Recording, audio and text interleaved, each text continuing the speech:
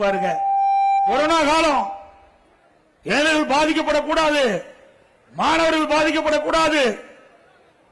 ஒரு வருஷம் வீணா போயிருந்து மாணவர்களும் கல்லூரி மாணவர்களும் நம்முடைய பள்ளியில படிக்கிற மாணவர்களும் மிக மன உளைச்சல் இருந்தாங்க. என்னுடைய கவனத்துக்கு வந்தது. உடனடியாக அந்த கொரோனா காலத்தில் பள்ளியில் இருக்கிற மாணவர்கள் ஆல் பாஸ் போட்டு கொடுத்தாங்க. போட்டு கொடுத்தோம்ல, மாணவனுடைய உள்ளத்தை புரிஞ்சு நடக்கிற கட்சி அதிமுக கட்சி, அதிமுக அரசாங்கம்.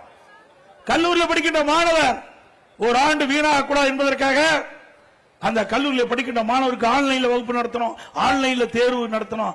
அற்புதமா ஆன்லைன்ல கல்வி கட்டுறாங்க, தேர்ச்சி பெற்றாங்க. இது அதிமுக ஆட்சியுடைய வரலாறு. திமுக அப்படி இருந்ததா? சிந்திச்சு பாருங்க.